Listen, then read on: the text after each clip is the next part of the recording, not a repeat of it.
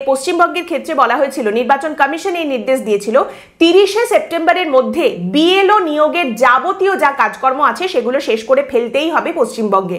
কিন্তু সেই কাজ শেষ হয়নি, বরং বিএলও নিয়োগের ক্ষেত্রে একাধিক জটিলতা তৈরি হয়েছে। একদিকে অবশ্যই এই খবর সামনে উঠে এসেছে যে নির্বাচন কমিশন কিন্তু আমাদের পশ্চিমবঙ্গের শিক্ষা দপ্তর যেভাবে কাজ করছে বিএলও নিয়োগের কাজ, সেই নিয়ে একেবারেই খুশি নয়।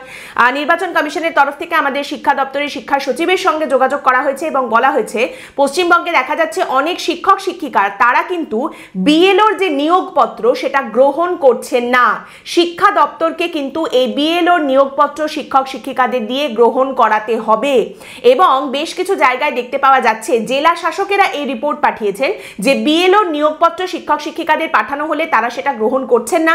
কেন তারা এই বিএলওর ডিউটি একসেপ্ট করছেন না, কেন নিয়োগপত্র গ্রহণ করেননি, সেই প্রশ্ন যখন তাদের করা হচ্ছে, শোকজ নোটিশ যখন তাদের পাঠানো হচ্ছে, তখন কিন্তু তার উত্তরও তারা দিচ্ছেন না। এবং এই আচরণ নির্বাচন কমিশন একেবারেই কিন্তু ভালো চোখে দেখছে না। একদিকে তারা শিক্ষা দপ্তরকে হুঁশিয়ারি দিয়েছে যে তাড়াতাড়ি যদি বিএলও নিয়োগপত্র শিক্ষা দপ্তর গ্রহণ করাতে না পারে শিক্ষক শিক্ষিকাদের দিয়ে, তাহলে সেক্ষেত্রে নির্বাচন কমিশন সেখানে কড়া পদক্ষেপ নেবে। আরেকদিকে তারা বলছেন যে শিক্ষক শিক্ষিকাদের এই আচরণটা কিন্তু অবশ্যই করে তারা ভালো চোখে দেখছেন না। আদালতের সুস্পষ্ট নির্দেশ রয়েছে বিএলও নিয়োগের ক্ষেত্রে, সেখানে দাঁড়িয়ে শিক্ষক শিক্ষিকারা যারা এই ধরনের আচরণ করছেন সেটা কিন্তু আদালতের নির্দেশেরও পরিপন্থী হচ্ছে।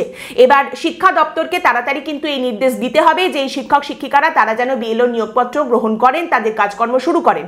সেটা না হলে নির্বাচন কমিশন একথাও বলছে যে এবার কিন্তু তারা বিনা নোটিশেই আইনি পদক্ষেপ নিতে বাধ্য হবে যদি এটাই চলতে থাকে।